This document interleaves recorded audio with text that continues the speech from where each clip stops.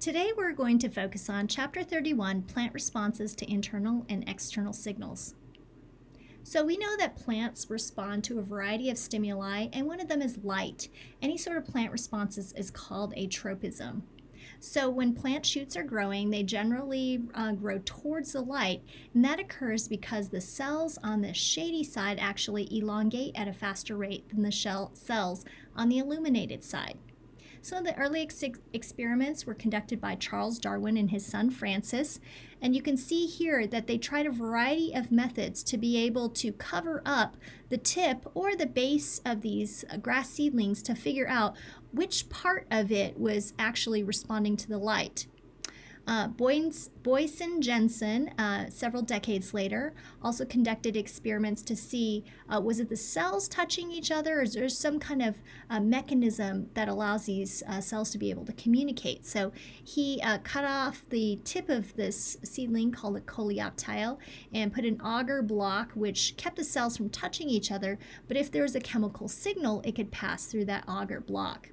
When he put mica on there, chemical signal could not cross, and there was no response of the seedling growing towards the light. And so the conclusion from these experiments is that this tip of the seedling, called the coleoptile, senses the light and sends some kind of signal to that elongating region of the coleoptile. So the reason that these shoots are growing towards the light is because the cells on the darker side are elongating faster than the cells on the brighter side. Through a series of experiments, it was discovered that this chemical messenger stimulated these cells to elongate, and we call them auxins.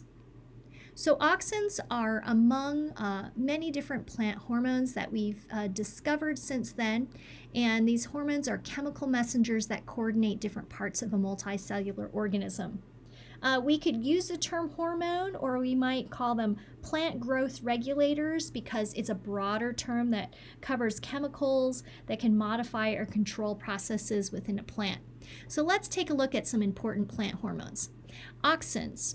They stimulate cell elongation and cause plants to grow towards light or gravity. Interesting thing about auxins is, in very high concentrations, instead of stimulating plants to grow, it actually kills plants. So it's a pretty effective herbicide that's used to kill weeds in gardens at high concentrations. Cytokinins stimulate cell division, or cytokinesis, and cell differentiation. Gibberellins promote stem elongation, leaf growth, seed germination, flowering, and fruit growth.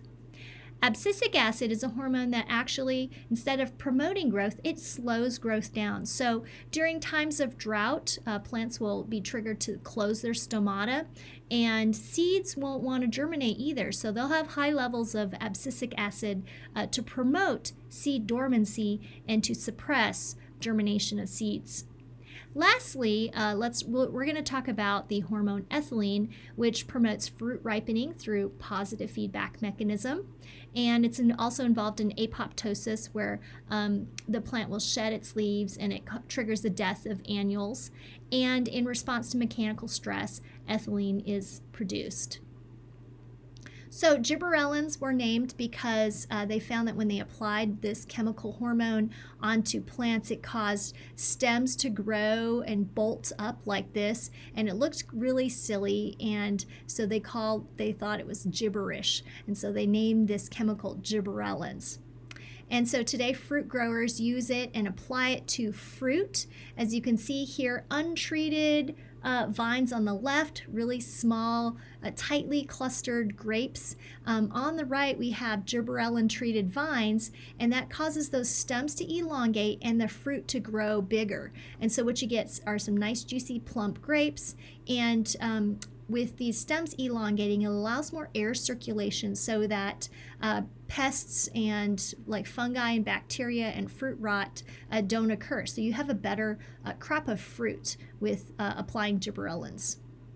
Now, ethylene gas is produced by plant cells to promote fruit ripening. So what a lot of growers do is they may pick fruit that is not quite ripe because they're going to be shipping them a far distance from where they're growing to where people need them. People like in Colorado, which in the middle of winter, how are we getting fresh bananas and tomatoes? Where they're growing the tomatoes and the bananas, they're going to pick them green. They're going to pick them before they're fully ripe. So as they transport them, they might store them in refrigerated areas at some times. And as they're in the truck on the way to the grocery store, they're going to apply and spray ethylene gas all over the bananas. And so you can see a tank of ethylene within a truck. Same thing for this tomato warehouse, and that's going to stimulate those cells to respond and for the fruit to ripen. So one practical thing for you to note is that if you have unripe bananas at your house, stick another piece of fruit with it inside a enclosed bag, like a paper bag, not plastic. It allows gases to accumulate there, so as this apple releases ethylene gas, it'll stimulate this banana to ripen. And the ripening of the banana triggers increase in the release of ethylene, which triggers more ripening. So there you have it, positive feedback. Plants respond to a variety of stimuli, and these are called tropisms. So phototropism is response to light, and when shoots grow towards the light, that's called positive tropism. When roots grow away from the light, as they should, that's called negative tropism. Gravitropism is response of plants to gravity. Thigmotropism is response to touch. And plants don't actually like to be touched. So if they are, they have protective mechanisms to be able to avoid being eaten or trampled or something. And so this is aided by turgor movement, which allows plants to make really rapid and reversible responses. So in gravitropism, it's thought that there are granules which contain starch in these plastids within the root cap of plant cells. And so as these statoliths settle due to gravity, it allows those cells to know which direction down is and to grow towards that direction. And so that's gravitropism. For thigmotropism, you have mimosa plants like this that when they are touched have a really rapid response where they pull all their leaves in, and that's facilitated by turgor movements, very similar to action potentials and really quick responses by these plants. So plants respond to light in a variety of ways. Plants can detect the direction of light, like where the sun's position is, the intensity, whether they're in a shady or really sunny area, and which wavelengths of light. And it turns out the chemical signals, the receptors that are responsible for the detection of some of this light, they're called phytochromes. And these phytochromes mostly absorb red light. And so with the absorption of light, this regulates seed germination. So when seeds are able to detect through their phytochromes the presence of light, they will be stimulated to germinate, to know that light is out there. And for plants, they also will be able to detect whether they're located in shade and need to grow taller to seek light, or whether they're already in bright sunlight. So these phytochromes help these plants to know when there is really bright light, and then be able to do things like, for example, this potato that was grown in the dark doesn't have leaves, but when exposed to the light, these leaves start to grow.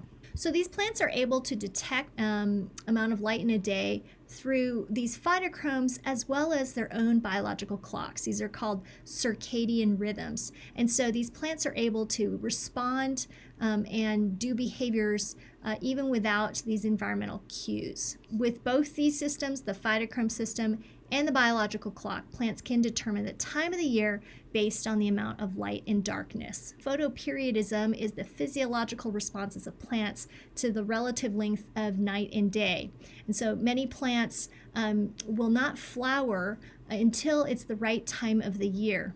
And so there are some plants that are more of our fall, winter plants that flower when there's a short amount of day. And these are examples are chrysanthemums and poinsettias. We commonly see poinsettias at Christmas time. And that makes sense because they generally flower when there's a short amount of light during the day. However, what they've discovered is it's really not the amount of daylight that plants get to know when to flower. It's actually due to the amount of nights. So there's generally a critical time where it has to have a minimum number of hours, which triggers their flowering. So long day plants, generally those are the ones you think about flowering in the summer when the days are long. And again, because it's the amount of night that's important, they're called long day plants, but they really flower when nights are short. So they're short night plants. So this includes spinach and iris flowers, lettuce and radishes, and other plants like tomatoes, rice, and dandelions. They're unaffected by the photoperiod. So they're called day neutral plants. Key takeaway here, the length of the night is the critical factor. So in your textbook, you can take a look at some experiments that were conducted to kind of fool around with plants and to see when would they flower or not. And this is especially helpful for those who are growing plants within a greenhouse to know when to artificially turn on the lights and how long to keep the lights off to be able to cause certain plants to flower. Okay, finally, let's talk about plant responses to stress. So when plants are in environments where there's drought, where there's a water deficit, they want to reduce the loss of water, so through transpiration. So they'll close their stomata and then release abscisic acid to keep their stomata closed. And during these times of drought, they're going to decrease their growth and inhibit it. The leaves are actually going to be stimulated to roll up to reduce their surface area and the amount of transpiration or evaporation of water through the leaves. And during times of drought, these roots are going to be stimulated to grow deeper into the soil to where there's more water available. Roots of plants still need oxygen. And so if you flood the roots, it's going to basically drown the roots. They need oxygen for respiration to still occur throughout the whole plant, but especially these roots. They're not doing photosynthesis, they're mainly doing respiration. And so in the case of flooding, the plant is going to release ethylene gas, which is actually going to cause death of some of these root cells. And as it causes death of these cells, it's going to create air tubes left behind, especially in the vascular cylinders, where it allows oxygen, or these air tubes, to get oxygen to the submerged roots. When plants are flooded by, say, seawater, they may experience excess salt in their environment. So they respond by having their cell membranes get kind of tougher, have some kind of coating to impede the salt uptake.